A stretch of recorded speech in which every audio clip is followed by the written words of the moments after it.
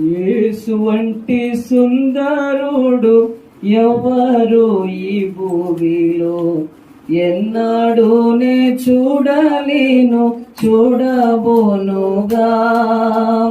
యేసు వంటి సుందరుడు ఎవరు ఈ భూమిలో ఎన్నాడునే చూడలేను చూడబోనుగా. పరిపూర్ణ సుందరుడా రక్షించుకొంటివి నన్ను, సంపూర్ణంగా నన్ను నీకే అర్పించేదను. సంపూర్ణముగా నన్ను నీకే అర్పించేదను. యేసు వంటి సుందరుడు ఎవరు ఈ భూమిలో ఎన్నాడునే చూడలేను చూడబోనుగా. పరిపూర్ణ సుందరుడు రక్షించుకొంటివి నన్ను, సంపూర్ణముగా నన్ను నీకే అర్పించేదను. పరిపూర్ణ సుందరుడా భూమిలో నా జీవితమునకు నీవే చాలు, వేరెవ్వరు కాదు ప్రియా యేసయ్యా. మట్టి కోసం మాణిక్యమును విడచిపెట్టను, పాడు మట్టి కోసం మాణిక్యమును విడచిపెట్టను. యేసు వంటి సుందరుడు ఈ భూమిలో ఎన్నాడునే చూడలేను చూడబోనుగా. యెరూషలేము కుమార్తెలు నన్ను చుట్టుముట్టిరి, నీపైనున్న ప్రేమను తొలగించబోనిరి. యెరూషలేము కుమార్తెలు నన్ను చుట్టుముట్టిరి, నీపైనున్న ప్రేమను తొలగించబోనిరి. పరిపూర్ణ సుందరుడా భూమిలో నా జీవితమునకు నీవే చాలు, వేరెవ్వరు కాదు ప్రియా యేసయ్యా. మట్టి కోసం మాణిక్యమును విడచిపెట్టాను, పాడు మట్టి కోసం మాణిక్యమును విడచిపెట్టాను. దినం దినం నీపై నాకు ప్రేమ పొంగుచున్నది, యేసయ్యా వేగమే వచ్చి నన్ను కొనిపో. దినం దినం నీపై నాకు ప్రేమ పొంగుచున్నది, యేసయ్యా వేగమే వచ్చి. పరిపూర్ణ సుందరుడా భూమిలో నా జీవితమునకు నీవే చాలు, వేరెవ్వరు నాదు ప్రియా యేసయ్యా. మట్టి కోసం మాణిక్యమును విడచిపెట్టాను, పాడు మట్టి కోసం మాణిక్యమును విడచిపెట్టాను. మట్టి కోసం మాణిక్యమును విడచిపెట్టాను, పాడు మట్టి కోసం మాణిక్యమును విడచిపెట్టాను. మట్టి కోసం మాణిక్యమును విడచిపెట్టాను, పాడు మట్టి కోసం మాణిక్యమును విడచిపెట్టాను. హల్లెలూయా హల్లెలూయా. నిజంగా మాణిక్యమైన మన యేసయ్యను విడిచిపెట్టకూడదు. మట్టి అనే శరీర దురాశలు, ఈలోక సుఖం, ఈలోక భోగములు ఇవన్నీ మట్టి కనుక యేసు అనే మాణిక్యానికి దొరికిన తర్వాత ఆ పాడు మట్టి కోసం యేసుని విడిచిపెట్టుకోకు. స్తోత్రం. ప్రార్థన చేసుకుందాం. హల్లెలూయా హల్లెలూయా. 3వ వచనం చదవండి. 8వ కీర్తన 3వ వచనం.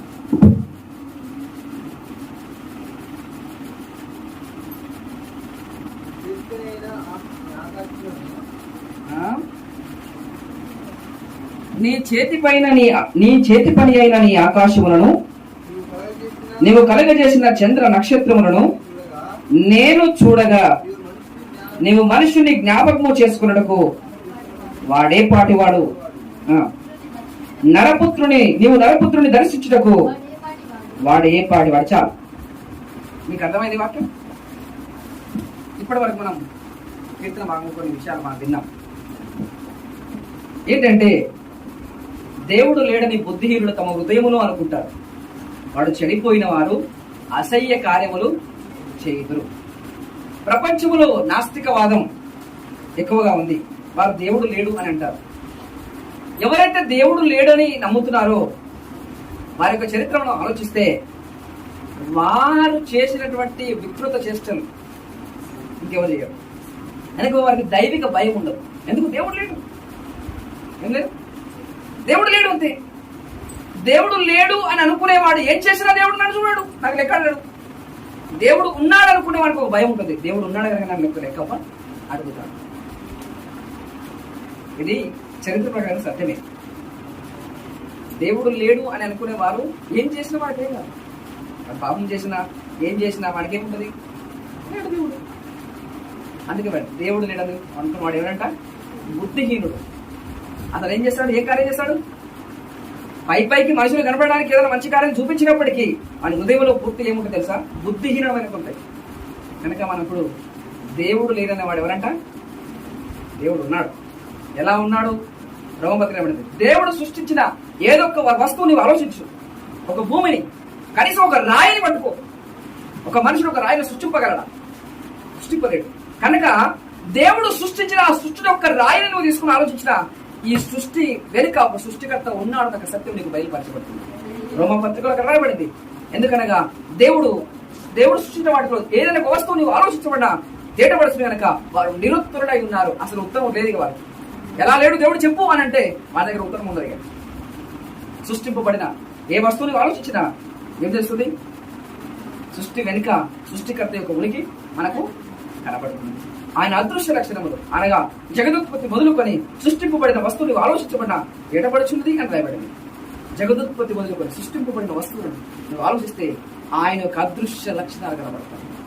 ఆ అదృశ్య దేవుని యొక్క అనంతమైనటువంటి ఆ శక్తి మనకు కనబడుతుంది. అవునా కాదు? దేవుడు ఉన్నాడు అంటే ఉన్నాడు, మంచిదే. నిజానికి మనం చూసినట్టయితే ఇక్కడ దేవుడు ఉన్నాడు కరెక్ట్, కానీ మనం కూడా ఉన్నావా లేకపోతే? మనం ఉన్నామంటే మనం సృష్టించిన దేవుడు, సృష్టికర్త కూడా ఉన్నాడు. మనుషుడు ఉన్నాడు అంటే మనిషిని సృష్టించిన దేవుడు కూడా ఉన్నాడు అని అర్థం. కానీ ఇక్కడ మనం చదువుతున్నట్టు నీలేఖన భాగంలో ఇక్కడ వస్తే, నీవు కలుగజేసిన చంద్ర నక్షత్రమును నేను చూడగా నీవు మనుషుని జ్ఞాపకం చేసుకున్నట్టుకు వాడు ఏ పాటి వాడు అన్న మాట మనం చదువుతున్నాం. ఒక భక్తుడు అంటున్నాడు, ప్రభువా నీవు కలగజేసిన చంద్ర నక్షత్రములను నేను చూడగా అని అన్నాడు. దేవుడు కలగజేసిన సృష్టిని నువ్వు దేనైనా చూడు, అప్పుడు నీకు అర్థమవుతుంది. ఒక సూర్యగోళం నీవు చూస్తే అర్థమవుతుంది నీవెంత సూర్యుడి ముందు. ఒక చంద్రుడిని నీవు చూస్తే ఆ చంద్రుడి దగ్గర నీవెంత. ఒక నక్షత్రాన్ని చూస్తే ఆ నక్షత్రం దగ్గర నీవెంత. నువ్వు కలుగజేసిన చంద్ర నక్షత్రం నేను చూడగా అసలు మనుషుల్ని జ్ఞాపకం చేసుకున్నట్టు వాడు ఏ పాటి వాడు.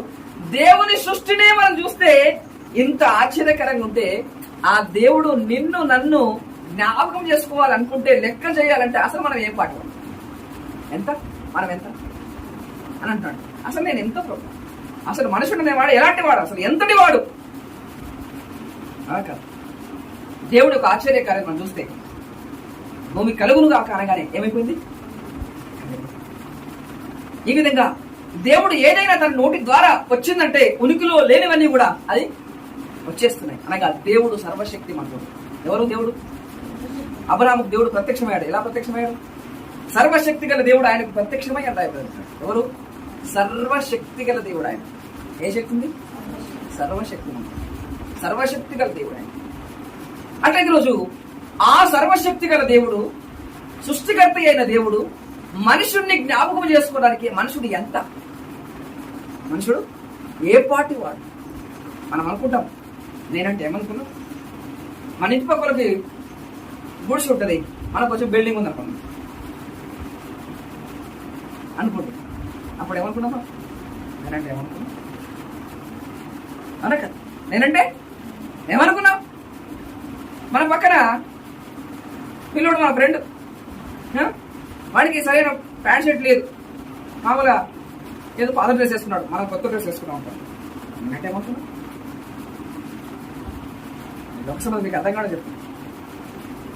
కానీ నువ్వు అతని కంటే ఆమె కంటే నిన్ను ఏదో కొంచెం గొప్పగా అనుకోవచ్చు, కానీ దేవుని దగ్గరికి నేను తీసుకుని వెళ్తే అసలు నీవెంత? ఏం లేదు. నీ నీతి క్రియలు నీవు మురికి కొట్టడం వల్ల కనబడుచున్నది. అసలు నీవు ఎంత అసలు దేవుడిని జ్ఞాపకం చేసుకుని నువ్వు ఏ పార్టీ వాడవు, నువ్వు ఏ పార్టీ రానవు అసలు. అవునా కాదు? ఏ పార్టీ వాడు మనుషులు లెక్కలు లేదు అసలు.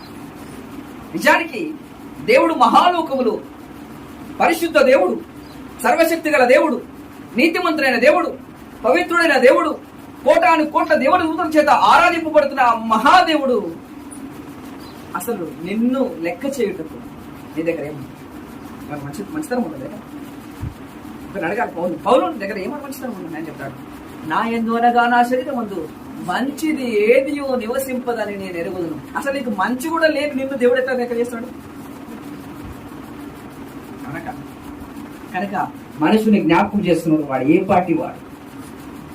అనక మనం అనుకుంటాం నేను ప్రతిరోజు ప్రార్థన చేస్తాను, ఎవరన్నారు ఇట్లా వారం 2 మార్లు ఉపవాసం ఉంటా, నా 10వ భాగం చెల్లిస్తా, నేను ఆ సుంకరి కంటే బెటర్. ఎవరు? దేవాలయంలోకి వెళ్ళాడు, ప్రార్థిస్తున్నాడు, ప్రభువా నేను అతని వల్ల నేను, ఇతని వల్ల నేను, అట్లా లేను, ఇట్లా లేను, ఇట్లా చేస్తా, అట్లా చేస్తా. ప్రార్థన గంట ప్రార్థన చేశాడు. ఏం ప్రార్థన చేశాడు? అసలు దేవుని లెక్కలో ఉన్నావా? నీ లెక్కలో నీవు ఉన్నావు, కానీ దేవుని లెక్కలో నీవు ఎలా ఉన్నావు? మనం అనుకుంటాం, మన లెక్క చేసుకుంటాం, మన లెక్క ఇంత, నీ లెక్క ఇంత. నిజానికి నేను ఒక మాట అడుగుతున్నాను, మీరు రోజుకు ఒక 10,000 సంపాదించారు అనుకోండి, 10,000 సంపాదించారు, మీ జీవితకాలం 100 సంవత్సరాలు, ఎంత సంపాదిస్తాం? 100 సంవత్సరాలు రోజుకు ఏం చేస్తున్నావు? 10,000 సంపాదిస్తున్నావు. సంపాదించి లోకం ఉన్నదనుకో, సరే ఉన్నాయనుకో, తీసుకోదామా? ఒకవేళ అవి ద్వారా నువ్వేమన్నా నీ రక్షణకేమన్నా అవి నేను రక్షిస్తాయా, నీకు ప్రాణాన్ని తప్పిస్తాయా? లేదు. కనుక అసలు నీవే పాటి నీ ధనం ఎంత? అసలు నీ ధనం ఏం చేయగలుగుతావు? ఏం లేదు. కనుక అసలు మనుషుడు ఏ పాటి వాడు? ఇంకా చూసినట్లయితే మనిషిని జీవితకాలం ఎలాంటిది? వాక్యం రాయబడింది 90 కీర్తనలో ఎంతంట? 70 లేక 80 సంవత్సరములు, ఆయనను వాటి వైభవం ఎంత? ఏంటంట? ఆయాసం, దుఃఖం. 70 లేక 80 సంవత్సరాలు మనిషి బతుకుతాడు, కానీ వాటి వైభవం ఎలాంటిదంటే ఆయాసం. ఆయాసం లేకుండా, దుఃఖం లేకుండా ఈ లోకంలో బతికేవాడు ఎవరు ఉన్నాడా? ఎవరు? ప్రైమ్ మినిస్టర్ నుంచి దాసుడి వరకు ఆయాసం లేకుండా ఉన్నాడా? ఎవరు? కన్నాకర్. ఆయాసం లేకుండా బతికే నరుడు ఎవరైనా ఉన్నాడా? ఆయాసం కంపల్సరీ, దుఃఖం కంపల్సరిగా. అన్ని సమృద్ధిగా ఉన్నాయి, అన్ని సమృద్ధిగా ఉన్నాయి. తినడానికి బాగుంది, వీడికి తిని ఎక్కువైపోయి తినరు కదా, ఆయాసం వాడికి. ఏమైంది? ఎక్కువైపోయి తీసుకుపోయి హాస్పిటల్ ఇస్తారు, ఏమైంది? కడుపు నొప్పుతుంది. ఎందుకు? ఎక్కువ తిన్నాడు. ఆయాసం ఉంది, దుఃఖం ఉంది. ఈ విధంగా మనుషులు ఐశ్వర్యవంతులకైనా పేదవాడికైనా ఆయాసం, దుఃఖం లేకుండా బతికే నాడు ఎవరన్నారా? ప్రతి ఒక్కరికి ఆయాసమే, దుఃఖమే. అది ఎంతకంట? 70 లేదా 80 సంవత్సరములు. నిజానికి మనం అదే దేవుని ఎక్కడికి వెళ్దాం. దేవుని యొక్క ఆయుష్కాలం ఎంత? మీరు చెప్పగలరా? దేవుని యొక్క ఆయుష్కాలం ఎంత? ఆయన సంవత్సరములకు మితి లేదంట. అర్థమైంది? దేవుని యొక్క సంవత్సరాలకు ఏం లేదు, ఇంత పరిమితి అనేది లేదు. ఆయన అంతగా యుగ యుగములు జీవించేవాడు. ప్రకటన రాయబడింది, ఎదుగో మృతుడైతే గాని ఇప్పుడు సజీవుడనై ఉన్నాను, యుగ యుగములు నిరంతరము స్తోత్రాలు. యుగ యుగములు జీవించేవాడు మన ప్రభు. ఆయన నీ వలె మన వలె ఇంత కాలం అనే వయసు. ఈ లెక్కలో చూసుకుంటే దేవుడు నిన్ను అసలు లెక్క చేయడానికి నీకు ఎంత? నీకు అర్థమవుతుంది? దేవుడు మనల్ని లెక్క చేయడానికి మనం ఎంత? మన వయసులో కానీ, మన సంపాదనలో కానీ, మన మాటలో కానీ, ఇంకా మనం ఎన్ని ఎట్లా చూసుకోండి. నీ ఐశ్వర్యం చూసుకుంటావా, నీ అందం చూసుకుంటావా, నీ బట్టలు చూసుకుంటావా, నీ హోదా చూసుకుంటావా, నీ దేంట్లో చూసుకున్నా ప్రభు దగ్గరకు వస్తే నీవు ఎంత? ఏమి? కనుక మనుషుని జ్ఞాపకం చేసుకున్న వాడు ఎప్పటివాడిక? ఏ పాటి వాడు? చదవండి. ఏ పాటి వాడు? వాడు ఏ పాటి వాడు? మహిమా ప్రభావములతో వారికి కిరీటము ధరింపజేస్తున్నావు. నీ చేతి పనుల మీద వారికి అధికారం ఇచ్చి ఉన్నావు. గొర్రెలన్నింటినీ, ఎడ్లన్నింటినీ, అడవి మృగములను, ఆకాశ పక్షులను, సముద్ర మత్స్యములను, సముద్ర మార్గములలో సంచరించు వాటిని అన్నింటినీ వారి పాదముల క్రింద నీవు ఉంచుకున్నావు. ఈ విధంగా మనం చూసినట్లయితే నరపుత్రుని దర్శించిన వాడు ఏ పాటి వాడు అని మనం చెప్తున్నాం. అదే కీర్తన గ్రంథంలో ఒక మాట చదవండి. 144వ కీర్తన.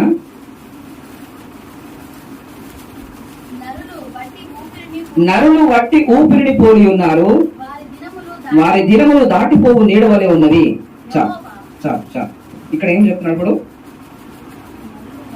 నరుడు ఎలాంటి వారట? వట్టి ఊపిరిని పోలి ఉన్నారు, వారి దినములు దాటిపోవు నీడ వలె. మీకు అర్థమవుతుంది మాట? నిజమనా కాదు మాట? నాకే నిజమా కాదు? ఏనంట మన అవసరం ఉంది. నరుడు ఎలాంటి వారట? వట్టి ఊపిరిని పోలి ఉన్నారు, వారి దినములు దాటిపోయిన నీడ, కనిపించే నీడ కదా, దాటిపోయిన నీడ. ఈరోజు కనబడతాం, రేపు మనం ఉండం. అర్థమవుతుంది? నరుడు అనేవాడు ఎలాంటి వాడు అంటే వట్టి ఊపిరి. మనం ఇప్పుడు ఊపుతున్నాం బయటికి, ఊపిన వల్ల మనకు కనబడుతుంది, అది అయిపోయింది. నరుడు అనేవాడు ఎలాంటి అంటే వట్టి ఊపిరి వలె ఉన్నాడు, దాటిపోయిన ఇలాంటి వాడు మనుషుడు.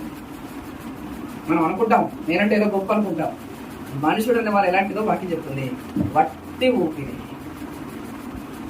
ఎంత స్థిరుడైనను వట్టి ఊపిరే గదా, గడ్డి పువ్వలే వాడు వాడిపోవును గదా, గాలి ప్రయాసమే గదా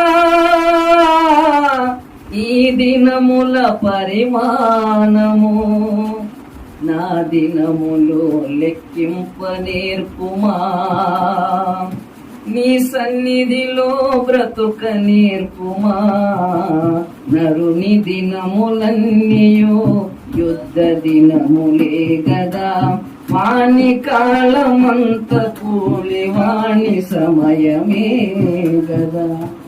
అర్థమవుతుందా? ఎంత స్థిరుడైనా, ఓ నేను ఇంత సంపాదించుకున్నాను, నాకు ఇది కలిగి ఉన్నాను అని నువ్వెంత అనుకున్నా నువ్వు వట్టి ఊపిరి. నువ్వు వట్టి ఊపిరి, దాటిపోయిన నీడ. కనిపించే నీడ మాత్రం కాదు, దాటిపోయిన నీడ. ఇలాంటిది మనిషి జీవితం.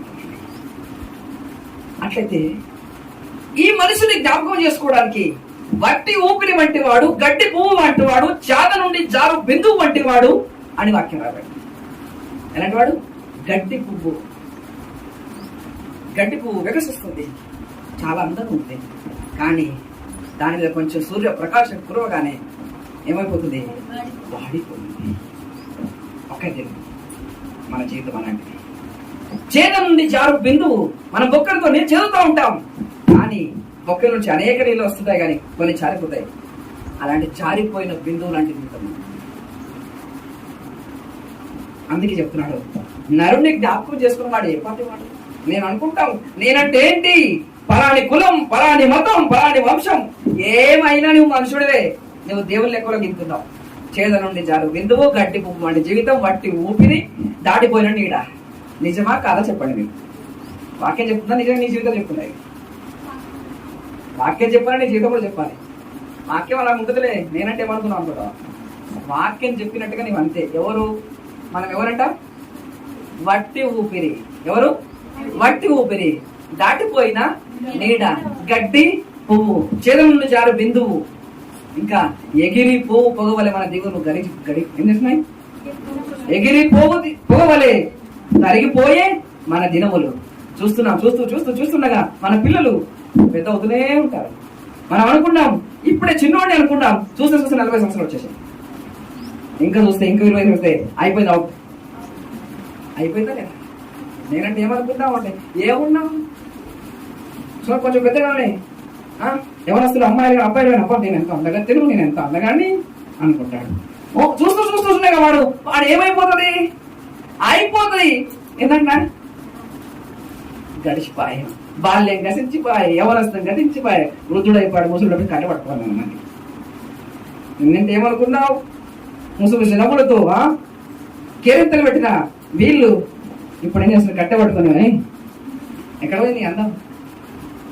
దేవుడు గద్దింపులతో నిన్ను గద్దింపగా చిమ్మట కుట్టిన వస్త్రం వలని అందం అంటూ చెడిపోతుంది. ఏమైతే మన అర్థం? చిమ్మటి కుట్టిన వస్త్రం. ఎట్లంటే వస్త్రం?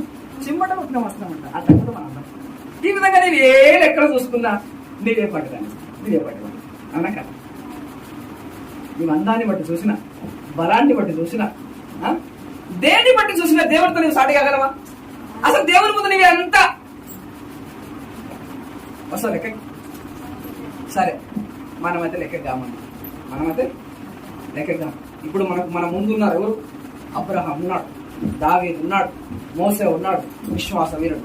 వారిని అడుగుదాం, అయ్యా దావీదు, నీవెంతో పెద్దోడు కదా, గొప్పవాడు కదా, చక్రవర్తి కదా, దేవుని దాసుడు కదా, దేవుని లెక్కలో నీవెంత అని అడుగుదామా? రండి.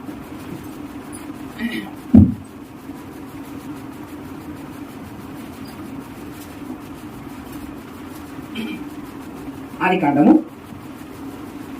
18వ అధ్యాయము, ఆదికాండము 18వ అధ్యాయము 26వ వచనం చదువుదాం. యెహోవా సొదొమ పట్టణములో వారిని బట్టి ఆ స్థలమంతటిని.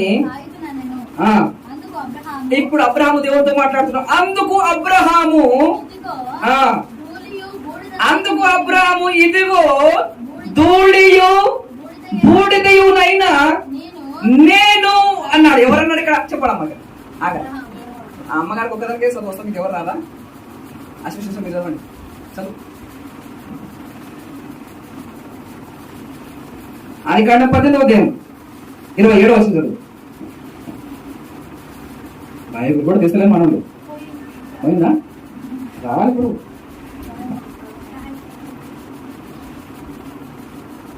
ఆదికాండం 18వ అధ్యాయం 27వ వచనం. ఎవరికైనా చెప్పొచ్చు, నేను తక్కువ చదవాలి, అందరు రెడీగా ఉండాలి. అందుకు అబ్రహాము ఇదిగో ధూళియు బూడిదయునైనా నేను. ఎవరంట? నేను అంటే ఎవరు మాట్లాడుతున్నప్పుడు? అందుకు అబ్రహాము అనగా అబ్రహాము దేవుడితో మాట్లాడుతున్నాడు. అందుకు అబ్రహాము ధూళియు బూడిద.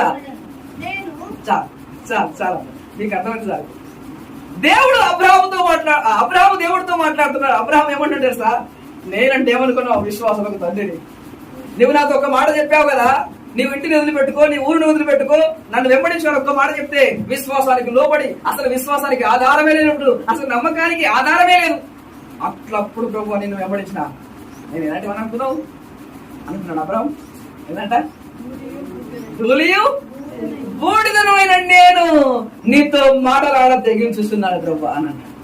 దేవునితో మాట్లాడడానికి, ఆ దేవుని ముందు నిలబడడానికి ఈయన ఎలా తగ్గించుకున్నాడు తెలుసా? ఏంటంట? నేను విశ్వాస వీరుణ్ణి, నాకు అదైపోయింది, నేను ఇట్లు సంపాదించుకున్నా, నేను అది అని చెప్తున్నాడా అబ్రహాం? ఏం చెప్పాడు? మన తండ్రి, మనమందరం విశ్వాసం అయితే మన తండ్రి అబ్రహాం అంట. దేవుడు చెప్పాడు, పేరు పెట్టాడు.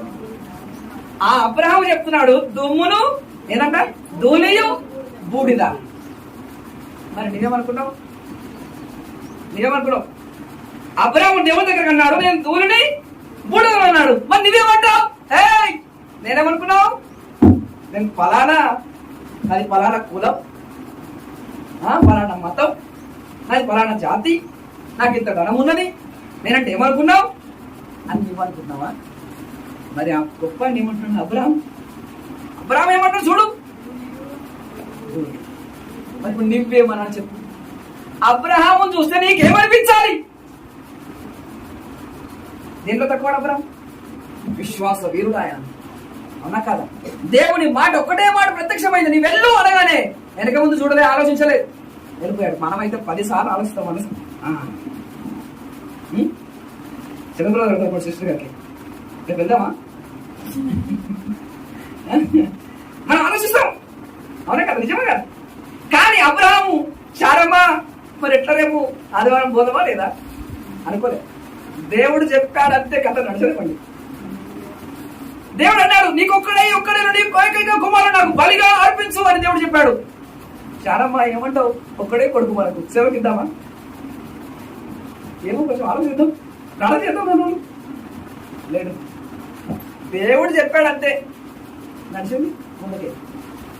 అలాంటి విశ్వాస వీరుడు దేవుడి దగ్గర అన్నాడు, నేను ఏంటంటే ధూళియు బూడిద.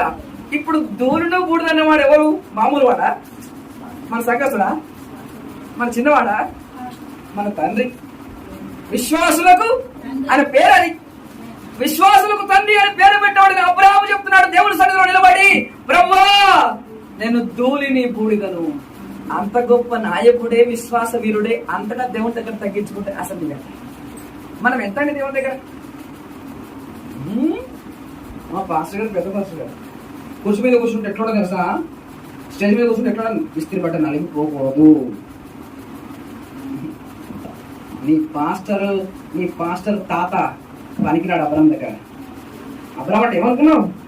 దేవుడు ఏర్పరచుకున్నటువంటి వాడు, దేవుడు స్నేహితుడు అని చెప్పాడు దేవుడు. ఎవరిని? అబ్రాహాం. దేవుడు ఏర్పరచుకుని స్నేహితుడుగా ఉన్నటువంటి అబ్రాహాం చెప్తున్నాడు ధూళిని. మరి ఇప్పుడు అబ్రాహాం చూస్తే మనకి ఇచ్చారు, మనం అనుకుంటాం సరే సరే అబ్రాహాం ఎంత తగ్గించుకున్నాడా? తెలుసా మీకు అబ్రాహాం తగ్గించుకున్నాడు? ఎప్పుడు తెలుసు? ఇప్పుడే తెలుసా? ఎందుకు తెలుసు? ఎలా తగ్గించుకున్నాడు? మనం ప్రార్థన చేస్తే మనం అంటున్నాం ఎట్లా? అబ్రాహాం వాళ్ళు తగ్గించుకోమా, పరిసైన వాళ్ళే మనం ఎట్లా, నేను ఇట్లా అవన్నీ కాదు. అబ్రాహాం పడితే ఇంకా కొంచెం ఇంకో కొన్ని కూర్చోదాం. సరే అబ్రాహాం ఇట్లా అన్నాడు కదా, మరి యోబు గురించి మొదలుదాం. యోబు గ్రంథం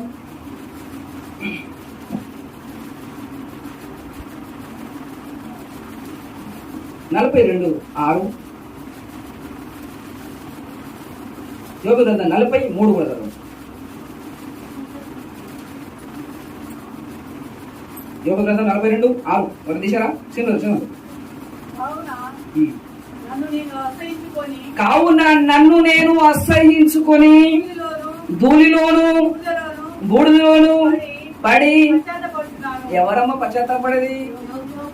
ఎవరు? విశ్వాస వీరుడు, నీతిమంతుడు, దేవుడి చేత సాక్ష్యం పొందినవాడు. ఆయన ఏం చేస్తున్నాడట? నిద్ర వచ్చినవాడు మోహం కట్టుకుని. ఇప్పుడు ఏంటంట?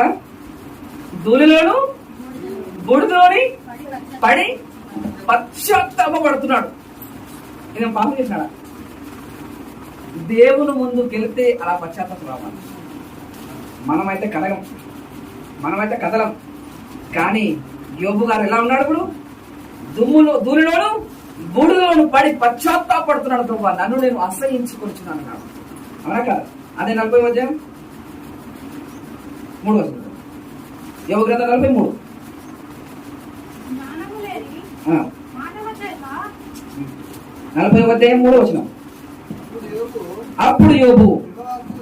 అప్పుడు యోబు యెహోవాతో మాట్లాడుతున్నాడు. అప్పుడు యోబు యెహోవాకు ఇలాగ ప్రత్యుత్తరం ఇచ్చెను, చిత్తగించుము, నేను నీ చూడను. ఎవరమ్మా? ఎవరు మాట్లాడేది? ఇప్పుడు యోబు మాట్లాడుతున్నాడు. యోబుని గురించి మీకు చరిత్ర తెలుసు కదా? ఉన్న ఆస్తంతో పోయింది. దేవుడికి కుమార్తె చనిపోయాడు. పూజు దేశం అంతటిలో ఆయనంత ధనవంతుడు లేడు. కానీ ఇప్పుడు మనం చూస్తే శోధన వచ్చిన తర్వాత పూజు దేశంలో ఆయనంత పేదవాడు ఉన్నాడు అనుకుంటాను. ఎన్ని స్థానాలు మారాడు? ఇప్పుడు ఒకప్పుడు ధనవంతుడు, ఇప్పుడు పేదవాడు. అయినా సరే అప్పుడు విశ్వాసం కలిగిన వాడు, ఇప్పుడు కూడా విశ్వాసం కలిగిన వాడు. అర్థమవుతుంది మీకు?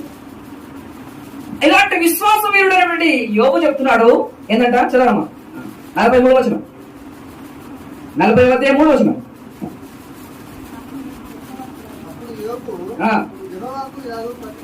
ఇలాగ ప్రత్యుత్తరం ఇచ్చెను, చిత్తగించుము, నేను నీ చూడను. ఎలా తగ్గించుకున్నాడు యోబు? నీవు విశ్వాస వీరుడు, నేనంటే ఏమనుకున్నావు? విశ్వాస వీరుడిని అని చెప్పుకున్నాడా? ప్రభు ఎప్పుడైతే తన ఎద్దుకు వచ్చాడో దుమ్ములోను ధూళిలోను పడి తను తాను అసహించుకొని ప్రభువా నేను నీ చూడను అని రొమ్ము కొట్టుకొని ఏడుస్తున్నాడు. ప్రభు నీకు ఎంతకాలం దేవుడు ప్రభు సన్నిధిలో ఏడుస్తున్నావు? నిజంగా నీ యొక్క పరిస్థితి ఎలా ఉంది? నరుని జ్ఞాపకం చేసుకోవడం వాడు ఏ పార్టీ వాడు? నిజంగా ప్రభు సన్నిధిలోకి వచ్చిన తర్వాత నేనెవరో నాకు తెలియాలి. ఎలాంటి వారంట? ఏమని చెప్తున్నాడు ఇప్పుడు యోబు? మన లెక్కలో మనం చూస్తే మన విశ్వాస వీరుడు ఆయన కాదని కాదు. కానీ ఆయనకు తను దేవుని దగ్గరికి వెళ్ళిన తర్వాత ఆయన కనిపిస్తుంది, ప్రభు నీ ముందు నేను నిల్చుంది. ఎలాంటి వాడట? తగ్గించుకున్నాడా లేదా? నువ్వు తగ్గించుకున్నా ప్రభు. ఒక అబ్రహామును చూసినప్పుడు నీకు కనిపించాలి. అబ్రహామే అలా తగ్గించుకున్నప్పుడు, ఒక యోబే అలా తగ్గించుకున్నప్పుడు నేనెంత ప్రభు సన్నిధిలో అసలు లెక్కున్నాను నేను. యోబు దగ్గర మనం ఎంత ఏం పని చేస్తున్నాం చెప్పండి. మనకు కలిగిన కొంచెం పొలం నష్టమైపోతే మనం సహించగలమా? మనకు కలిగిన 10 రూపాయలు నష్టమైపోతే మనం సహించగలమా ప్రభు కోసం? కానీ ఆ విశ్వాస పరీక్షలో పూర్తిగా రిక్తుడైపోయాడు, అన్ని నష్టమైపోయాడు. అంతగా శోధించే సైతాన్ని అయినా విశ్వాసం తొలగిపోయాడా? అలాంటి వాడు దేవుడు దిగి వచ్చాడు. దేవుడితో మాట్లాడుతున్నప్పుడు చెప్తున్నాడు, ప్రభా నన్ను నేను అసహించుకోవచ్చు, దుమ్ములోను దుబ్బులలోను పడి పశ్చాత్తాపడుతున్నాను. ఈ నీచుడు నిజంగా అంతగా తగ్గించుకున్నాడంటే ఒక అబ్రహాం, ఒక యోబు మనం పరిశీలన చేస్తే అసలు మనం ఎంత మన లెక్క ఎంత? మనం ఎంత? అబ్రహాంతో పోల్చగలిగిన స్థితి మనకున్నదా? ఇంకో కొంచెం ఉంటుందండి. ఇప్పుడు దావీదు దగ్గరికి వెళ్దాం. ఇప్పుడు సమీర్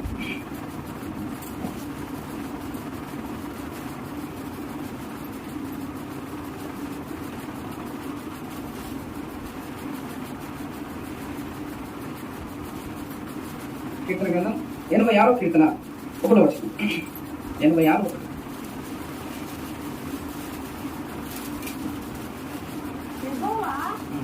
నేను దీనులను దరిద్రులను చెవియొగ్గి నాకు ఉత్తరమిమ్ము.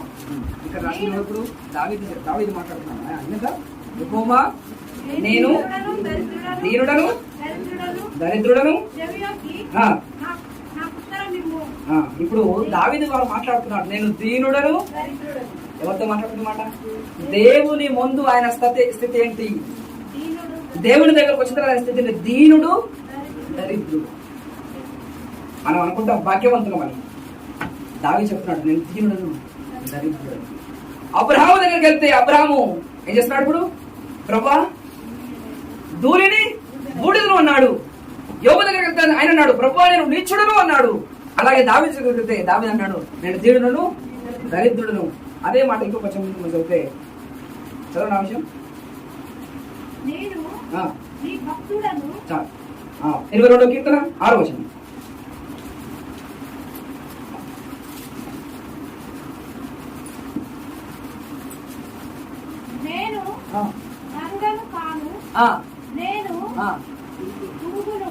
ఎంతవరకు తగ్గించుకున్నారండి?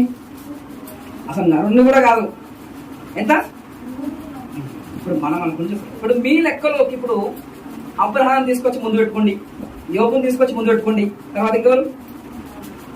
దావీదు తీసుకొద్దాం, యోబు తీసుకొద్దాం, వీళ్ళందరూ తీసుకొచ్చి పెడితే మనం ప్రభు సన్నిధికి వస్తే మనకు ఎలా కనబడతారు? ఒక్కొక్కరు ఎలాంటి వారు? విశ్వాస వీరుడు, పరుగు పందెంలో గెలిచిన వారు. అలాంటి వారు కూడా ప్రభు యొక్క ఎదుటికి వచ్చిన తర్వాత వాళ్ళు బూడిదలోను దూరులోను పడి వారు తాము అసహించుకుని నీచులుగా, ప్రభు మేము ఏ పార్టీ వారమని ప్రభు సన్నిధిలో భయపడుతున్నారండి. నీతో మాట్లాడ తెగించుచున్నాడు ప్రభు అన్నాడు. ఎవరు? అబ్రహాం. నీతో మాట్లాడడానికి తెగిస్తున్నాడు. నేను ఎంతటి వాడను ప్రభా, నేను దుమ్ము ధూళి లాంటి వాడను కనుక నీతో మాట్లాడి ఒక్కసారి తెగిస్తున్నాను ప్రభా అని. అందుకే దావీదు కూడా ఉన్నాడు, ప్రభా దీనుడును దరిద్రుడు, అసలు నేను నరుడు అనే లెక్కలో కూడా నేను పురుగు లాంటి వాడి మనిషిని అని చెప్తున్నాను. ఇంతగా ప్రభు యొక్క దాసులు తగ్గించుకుంటే మనం ఏ పని మనం అనుకుంటాం. నువ్వు ఎంత అనుకున్నా నీ లెక్కలోనే అనుకుంటాం. నీ లెక్కలోనే అనుకోవడం కాదు, ప్రభు దృష్టిలో నీవెంత. అది తెలుసు. ప్రభు వారిని హెచ్చించాడు, ప్రభు వారిని గురించి సాక్ష్యం ఇచ్చాడు. ఒక్కొక్కరు వచ్చి ఒక్క మామూలు సాక్ష్యం లేదు. యోబు కోసం ఎంత పెద్ద సాక్ష్యం. నీతిమంతుడు, న్యాయవంతుడు, దుర్మార్గతను విడిచిపెట్టిన వాడు, నమ్మకస్తుడు, ఇవన్నీ దేవుడు లిస్ట్ ఇచ్చాడు. దేవుడు అంత సాక్ష్యం ఇచ్చిన తర్వాత దేవుడి దగ్గరికి వెళ్ళిన తర్వాత ఈయన సాక్ష్యం ఎలా ఏం చెప్తున్నాడు తెలుసా? ప్రభా ప్రభు నీకు ఎంత ఇచ్చినా ప్రభు ఇచ్చిన దాన్ని బట్టి నువ్వు గర్వించకూడదు. ప్రభు ఈ సన్నిధిలో నువ్వు తగ్గించుకోవాలి. అలా కాదు, మిమ్మును మీరు తగ్గించుకోండి, ఆయన బలిష్టమైన చేతుల కింద దీన మనస్కులై ఉండు, మిమ్మును మీరు తగ్గించుకోండి, ఆయన నిన్ను హెచ్చిస్తాడు. కనుక తగ్గించుకుంటా అనేది ప్రాముఖ్యమైన విషయం. అందుకే మన ప్రభువైన యేసుక్రీస్తు కుమారుడుగా ఈ లోకానికి వచ్చినప్పుడు తను ఎప్పుడు హెచ్చించుకున్నట్టుగా రావడం. తను తాను తగ్గించుకున్నాడు. ఎందుకు యేసుక్రీస్తు ప్రార్థించాడు? తగ్గించుకున్నాడు, ప్రార్థించాడు. అసలు అవసరం లేదు ప్రార్థన.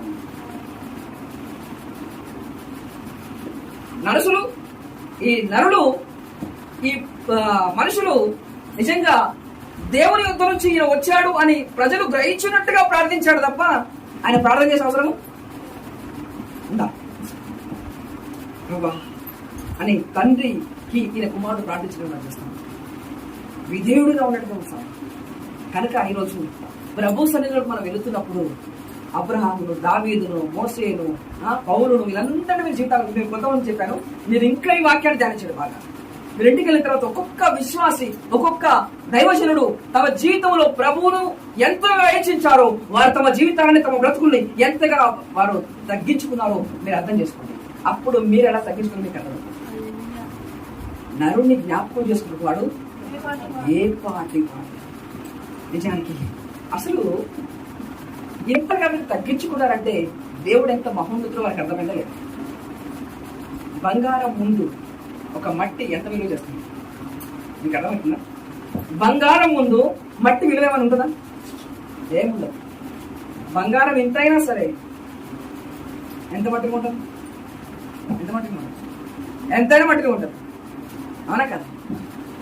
1 కిలో బంగారం ఉంది అనుకోండి, 1 కిలో బంగారం ఉంది, కొన్ని ఎకరాల భూమి ఉంటుంది. కొన్ని ఎకరాల ఎంత మట్టి ఉంది? ఎకరాలు ఎంతైనా మట్టి ఉంటుంది. అంటే బంగారం కూడా విలువది. నిజంగా దేవుడు అనేటువంటి ఆ విషయానికి మనం వస్తే, ఆయన దగ్గర, ఆయన ఎదుటికి మనం వస్తే, మనము నీచులమే, మనము తగ్గించుకున్న వారమే, మనము దుమ్ము ధూళి లాంటి వారమే, మనం ఎన్నిక లేని వారమే. ఆయన ఇలాంటి ఎన్నిక లేని నీ కోసం, ఆ ఎన్నికైన మహాదేవుడు తన అమూల్యమైన రక్తాన్ని నీ కోసం ఇచ్చాడు. అసలు నీకు ఎన్నికైంది? అసలు నువ్వు ఎవరు లెక్క చేస్తాను? 10 రూపాయలు ఉంటే పక్కన లెక్క చేస్తాడు. 10 రూపాయలు లేకపోతే ఎవరు నీ దగ్గర లెక్కలు చేయడు. మనకు కొంచెం ఆరోగ్యం ఉంటే మన ఇంటి వాళ్ళు లెక్క చేస్తారు. ఆరోగ్యం మచ్చ మీద పడేస్తారంటే ఎవరి దగ్గరికి కూడా వస్తారా? ఇలాంటి నీచమైన నీ బ్రతుకుకు దేవుడు తన అమూల్యమైన రక్తాన్ని నీకు ఇచ్చి, నిన్ను రక్షించి, నీకు పరలోక పట్టాన్ని ఇచ్చి, తన కుమారుడు, ఆ కుమార్తెగా అధికారం ఇచ్చే అసలు అవసరం ఏముంది? అసలు నీకు ఎన్నికలోకే రావు. కానీ నేను ఎందుకు ప్రేమించాడు? అవసరం ఏముంది? అర్థమవుతుంది? ఎన్నిక లేని నా కోసం అమూల్యమైన రక్తం ఎందుకు ఇచ్చాడు? ఒక్కసారి ఆ విషయం నాకు అర్థమైపోతే యేసుని విడిచి నేను ఉండలేదు. అసలు నేను ఎన్నిక లేని వాడిని, ఆయన నన్ను ఎన్నిక చేశాడు, నన్ను ప్రేమించాడు, నా కోసం దిగి వచ్చాడు, నా కోసం శ్రమలు భరించాడు, నా కోసం రక్తం కార్చాడు, నా కోసం తిరిగి లేచాడు, నా కోసం రానయ్యున్నాడు. ఎవరి కోసం? అసలు ఎవరు? ఎన్నిక లేదు. గడ్డి పువ్వు లాంటి వ్యక్తి, చేదనుండి చాలు బిందువు లాంటివి, దాటిపోయే నీడ లాంటివి, గడ్డి పువ్వు లాంటి వాడివి, ఎన్నిక లేని వాడివి అని మనకు తెలిసింది. అబ్రహాము చెప్తున్నాడు, నీచుండని, దేవుడిని, దరిద్రుడని, బూడిదనని. ఇంతగా ప్రభు సన్నిధికి మనం వచ్చిన ఇలాంటి బూడిద జీవులను మన కోసం దేవుడు ప్రేమించి దేవుడు దిగి వచ్చాడండి. అనగా నీ మీద ఉన్న దేవుని ప్రేమ. దేవుని ఒక నీచుడు, అవున కదా, ఒక దరిద్రుడు, ఒక పనికి మారినవాడు, నిష్ప్రయోజకుడు, ఆయన మనను దేవుడు ప్రేమించాడు గనక తన అమూల్యమైన రక్తాన్ని మన కోసం కాచాడండి. నీకు ప్రేమ ఉందా లేదా? ఉందా లేదా? మనకి అర్థమైన ప్రేమ. మనం అనుకుంటాం ఏదో నేనే ప్రభుకి ఇస్తున్నట్టుగా మనం అనుకుంటామండి. మనం ఏమి ఇవ్వలేదు. మనం ఈ కృపాపురమై ఉందే కానీ యుక్త కాలం అంతా ఆయన మన కోసం చనిపోయినట్టు రాయబడింది. మన కోసం తన రక్తాన్ని రుద్రాన్ని శిలువలో కార్చాడు. ఎందుకోసం? మనం రక్షింపబడాలని దేవుడికి ఇష్టం. మనం నరకం పోవాలని దేవునికి ఇష్టం కానే కాదు కనుక నన్ను రక్షింపబడాలి, నేను దేవుడి రాజ్యం రావాలి, దేవుడి పట్టణంలో ఉండాలి, దేవుడి కుమారుడుగా కుమార్తెగా ఉండాలి అని మన కోసం ఈ రోజు కూడా తండ్రి కుడి పార్శ్వంలో కూర్చుండి విజ్ఞాపనం చేస్తున్నాడు. ఇంతగా ప్రేమ కలిగిన దేవుడు ఈ నిమిషంలో ఎక్కడికి వెళ్దాం? మీకు అర్థమవుతుంది. నరపుత్రుని దర్శించకు వాడే పాటివాడు. మన ప్రభువులు యొక్క ప్రభువును మనం చూసినట్లయితే ఆయన సర్వశక్తి గల దేవుడు, సర్వోన్నతుడు, కోటాను కోట్ల దేవుని దూతలు ఆయన పరిశుద్ధుడు పరిశుద్ధుడు పరిశుద్ధుడు నిత్యము గానం ప్రతిగానం చేస్తూనే ఉంటాడు. ఆయనకి ఏ కొదువ లేదు. కొదువు దానికి అలాంటి మహాదేవుడు నిన్ను ప్రేమించుతున్నాడు. నీకు ఆ ప్రేమ అర్థమైపోతే నీవు లోకాన్ని ప్రేమించు. అందుకే దావీదుని మనం అర్థం చేసుకుంటే, మోసేని మనం అర్థం చేసుకుంటే అప్పుడు మనకు దేవుడు దొరికిన తర్వాత లోకాన్ని ఎక్కలేదు. చేశారా? దేవుడు వారు దొరికిన తర్వాత ఎవరు? యోబు ఉన్నదంతా ఆస్తి పోయింది. ఆయన విశ్వాసం నుంచి బయటకు వెళ్ళిపోయాడా? ఎందుకు వెళ్ళిపోలేదు? దేవుడి కంటే ఏది ఎక్కువ కాదు నాకు అని అర్థమైపోయింది. ఆయన దేవుడి కంటే ఏది నాకు ఎక్కువ కాదని ఎవరికి అర్థమైపోయింది? యోబుకి అర్థమైపోయింది, అబ్రాహాముకి అర్థమైపోయింది. కనుక వారు దేవునికే లోబడ్డారు. అవునా కాదా? దేవుణ్ణే వారు ప్రేమించారు. ఎందుకనగా నేను ఎన్నిక లేని నన్ను దేవుడు నన్ను ఏర్పరచుకున్నాడు, తన కుమారుడు అయ్యే వారసత్వ సంపదను నాకు అనుగ్రహించాడు, తన పరలోక పట్టణాన్ని నా కోసం చేశాడు. ఇగో లోకం పుట్టిన మొదలుకొని మీ కొరకు సంపాదించబడిన రాజ్యమును స్వతంత్రించుకోండి, నా తండ్రి చేత ఆశీర్వదింపబడిన వారా లోపలికి రా అని పిలుస్తున్నాడండి. ఇంత గొప్ప వాక్యం మనకుంది, ఎవరికి లేదు. మనం అనుకుంటాం వాళ్ళు చూడు ఎంత డబ్బు సంపాదించుకుంటారు, వాళ్ళు చూడు ఎంత భోగభాగ్యాలతో సుఖిస్తున్నారు. ఎంత సుఖించినా వాడు రేపు పోతాడు. ఎక్కడికి పోతాడు? నరకం పోతాడు. నువ్వు నరకం పో, పరలోకం పోతాడు. ఇది భాగ్యం కదా. నువ్వు దుమ్మివి, ఎన్నిక లేని వాడివి, ఎన్నిక లేని దానివి. కానీ దేవుడు నిన్ను ఎన్నిక చేశాడు. ఎంత తెలుసా? దేవుని కుమారుడు. ఎంత భాగ్యం, ఎంత భాగ్యం. ఏమి లేదు. ఒక పిల్లోడు అనాథ అబ్బాయి, అమ్మ లేదు, నాన్న లేదు, ఇద్దరు చనిపోయారు. రోడ్డు మీద జరుగుతున్నాడు. ఒక ఐశ్వర్యవంతుడు, ఒక సంపన్నుడు వచ్చేసి ఆ అబ్బాయిని తీసుకెళ్ళి తన పిల్లలు లేకుండా ఆ అబ్బాయి మొత్తం తన ఆస్తి మొత్తం రాష్ట్రం. ఎలా ఉంటుంది అబ్బాయి పరిస్థితి? మనం అలాంటి లోకంలో మనం ఎవరు లెక్క చేయలేదు. మన కులం పరంగా చూసినా, మన వంశపరంగా చూసినా, మనం ఏ పరంగా చూసినా మనం నీచులం. అవునా కదా? ఇలాంటి నీచుల కోసం తన అమూల్యమైన ప్రాణం బట్టి తన కుమారుడిగా చేసుకుని చెప్తున్నాడు ప్రభు. తన సొంత బిడ్డను పాలిచ్చి తన తల్లి తన సొంత బిడ్డను మరచిన మరవచ్చు, కానీ నేను నిన్ను మరవను, విడవను, ఎడబాయను, ముదిమి వచ్చే వరకు, అనగా నీ ముసలమ్మ అయ్యేంత వరకు నేను ఎత్తుకొని వాడు నేనే అని ప్రభు చెప్పండి. ఎంత ప్రేమ మన దేవుడు. ఇంతగా ప్రేమించిన మన దేవుడు నిన్ను ప్రేమించి నిన్ను రక్షించాలంటే నీ కోసం శ్రమను అనుభవించాలని ఆయనకు తెలుసు. ఆయన ఆ శ్రమ అయినా సరే, బాధ అయినా సరే, హింస అయినా సరే, కొరడా దెబ్బలైనా సరే, ముళ్ళ కిరీటమైనా సరే, కాలుచేతుల మేకైనా సరే, ఎంతగా నిన్ను ప్రేమించాలంటే తన ప్రాణం తన రక్తం పూర్తిగా సిలువలో దారపోసైనా సరే నిన్ను ప్రేమించి నిన్ను రక్షించి తన పరలోక పట్టణంలో నిన్ను చూడాలనే ఆశ తన కుమారుడిగా, తన కుమార్తెగా. అందుకే నేను ఎన్నిక చేశాడు, నువ్వు ఏర్పరచుకున్నాడు. అందుకే నువ్వు లోక సంబంధి కాదు. రండి, తరలి వచ్చి ప్రార్థన చేసుకున్నాను. కొన్ని విషయాలు మనం నేర్చుకున్నాము. నిజంగా నరపుత్రుని జ్ఞాపకం చేసుకున్నాడు ఒక వాటి పాటి వాడు.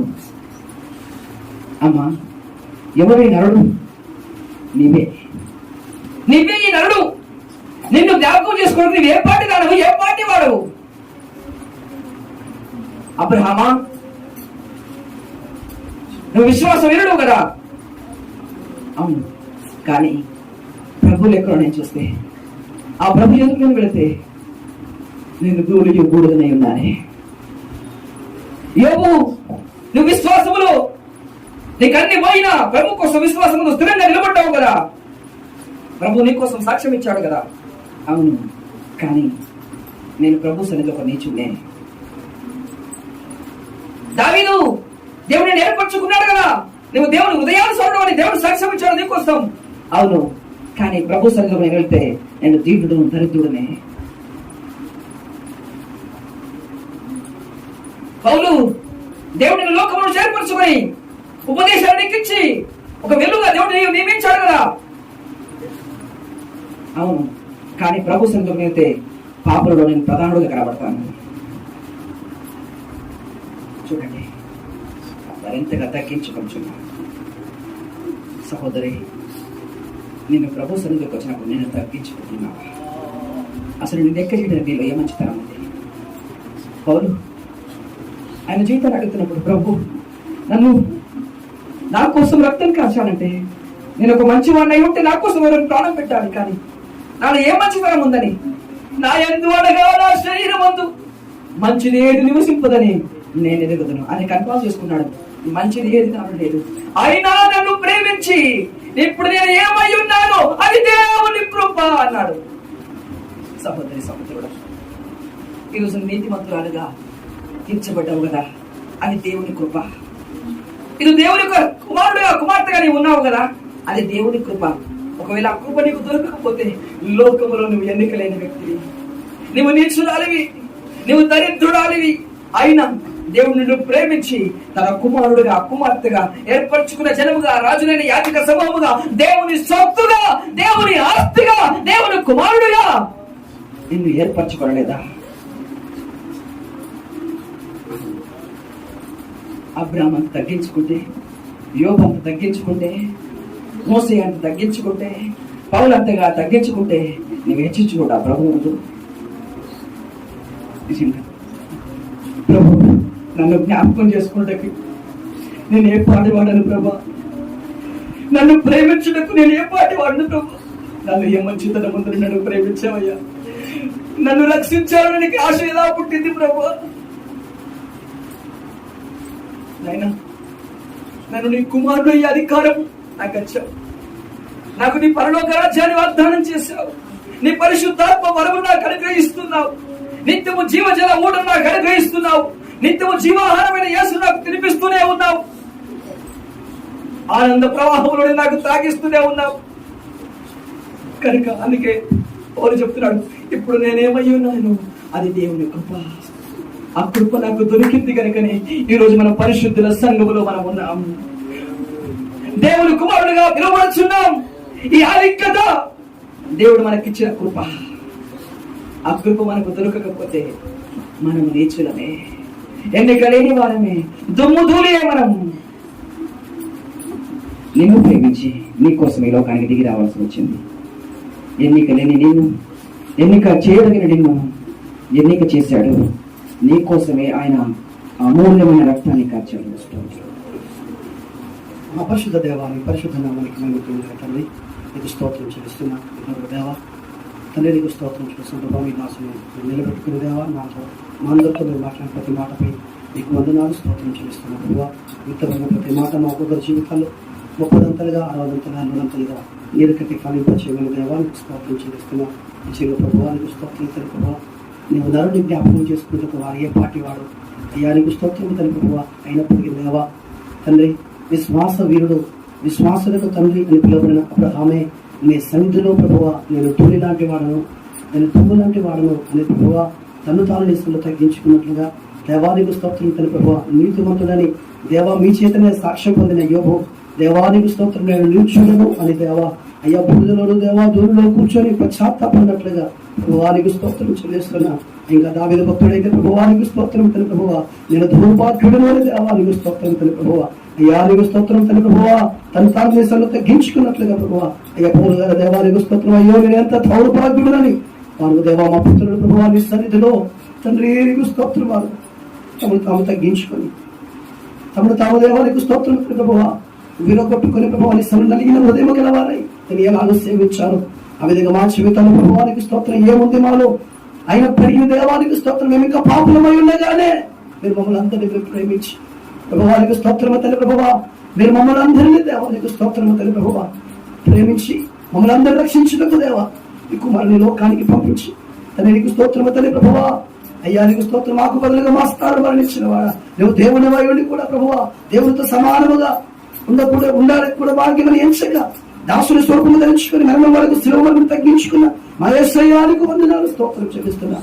ఆయన మా జీవితాలు ప్రభువా నేను దేన్ని బట్టి కలిగించక తన నీకు స్తోత్రం తల్లి ప్రభువా మీ సన్నిధిలో మా పితరుల వలె ప్రభువానికి స్తోత్రం మమ్మల్ని మేము తగ్గించుకొని దేవానికి స్తోత్రం మీ సన్నిధిలో దేవ విరికి నలికిన హృదయం గల వారమై ప్రభావ మీ సన్నిధానంలో ప్రభువా అయ్యా మీకు స్తోత్రం తల్లి ప్రభువా నీ మీదే ఆశ పెట్టుకొని ప్రభువా తల్లి నీ మీద దేవానికి స్తోత్రము గురి కలిగి మీ ముందు సాయపడే మాకందరికీ గ్రహించమని దేవా విన్న ప్రతి మాట ఒక్కొక్కరి జీవితాల్లో దేవానికి స్తోత్రం తల్లి ప్రభువా మా వ్యక్తిగత జీవితాల్లో మా దైవందరి అనుదిన జీవితాల్లో ప్రభువా నీకు స్తోత్రం తల్లి ప్రభువా ఇలాంటి అనుభవంతో మేము జీవించే అది జీవితాలు మీరు మాకందరికీ అనుగ్రహించమని దేవా తల్లి నీకు స్తోత్రం చెల్లిస్తున్నా. వాళ్ళకి బలపరచుకుని వాళ్ళు ఏమిటండి అనారోగ్యంతో బాధపడుతున్న పిల్లలు ముందు స్వస్థపరచమని తల్లి నీకు స్తోత్రం మమ్మల్ని అందరినీ మీ గాయపడిన హస్తములో మీరు చాపమని దేవానికి స్తోత్రం తల్లి ప్రభువా. అయ్యా కన్న తల్లి చేర్చున్నట్లుగా దేవ మీరు మమ్మల్ని చేర్చుకున్న దేవుడవు దేవా తల్లి ఏడ మరచునేమని నేను మరవను విడుమని ఏడ భాయనని మీరు వాగ్దానం చేస్తారు కనుక ప్రభువా అయ్యా నీకు స్తోత్రం తల్లి ప్రభువా ఈ కుటుంబం మనందరూ మీరు భద్రపరచుకున్న దేవా తల్లి నీకు స్తోత్రం చెల్లిస్తున్నాం. వీళ్ళందరినీ మీ చేతి సమర్పిస్తాం. ప్రతి కుటుంబాన్ని మీరు దీవించండి, ఆశీర్వదించండి. సంబంధమైన ప్రతి వరములతో మీరు నింపమని దేవా మీకు స్తోత్రం. ప్రతి అక్కర్లో ప్రతి అవస్థను మీ నామమును తెచ్చి మరొక్కొక్కరిని సన్నిధిలో దేవ వారి యొక్క సాధనముగా మీరు వాడుకోమని దేవా.